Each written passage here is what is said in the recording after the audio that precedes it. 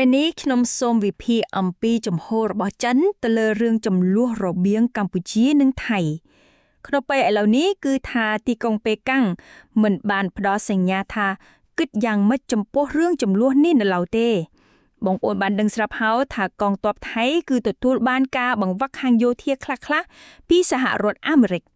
ចំណែកឯខាងកម្ពុជាវិញក៏បានទទួលការបង្វឹកខ្លះៗពីចិនដែរចំណែកឯខាងសេដ្ឋកិច្ចវិញចិនគឺបានវិនិយោគទៅលើប្រទេសថៃចំនួន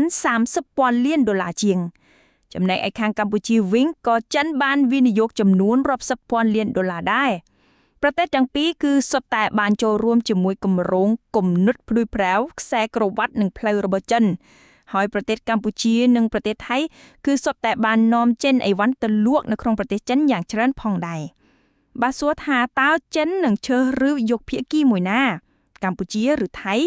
ចម្លើយចិនគឺមិននឹងជ្រើសរើសភាគីណាមួយឡើយប៉ុន្តែបើណែនាំឲ្យមានការចរចាជាមួយគ្នារកសន្តិភាពប្រហែលជាចិនអាចធ្វើ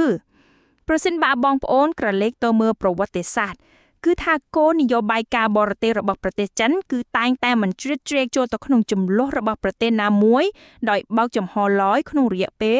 30ឆ្នាំកន្លងមកនេះប៉ុន្តែសម្រាប់ប្រទេសកម្ពុជាវិញប្រសិនបើមានរឿងអ្វីនោះទីក្រុងប៉េកាំងប្រហែលជាមិនចេះតែឈោអបដៃមើលទេប៉ុន្តែមុននឹងចិនសម្រាប់ជិតលូកដៃនោះគឺចិននឹងពិភាក្សាជាមួយនឹងទីក្រុងហាណូយជាមុនសិនផងដែរពីព្រោះតែអាស៊ីអាគ្នេយ៍ក៏មានឥទ្ធិពលរបស់ទីក្រុងហាណូយដែរមិនមែនត្រឹមតែចិនមួយនោះទេតែបើខាងថៃវិញសប្តាហ៍ថ្ងៃនេះគឺមិនបានមើលមុខគ្នាត្រូវជាមួយនឹងសហរដ្ឋអាមេរិក 100% ឡើយសហរដ្ឋអាមេរិកបានសង្ស័យថាថៃគ្រាន់តែចង់ប្រាសហរដ្ឋអាមេរិកតែប៉ុណ្ណោះដែលមិនមែនជាសម្ព័ន្ធមិត្តមែនតែនទេនេះគឺជាមូលហេតុដែលពេលដែលថៃស្នើសុំទិញយន្តហោះចម្បាំង F-35 ពីសហរដ្ឋអាមេរិកគឺសហរដ្ឋអាមេរិកបានបដិសេធមិនលក់ឲ្យទេ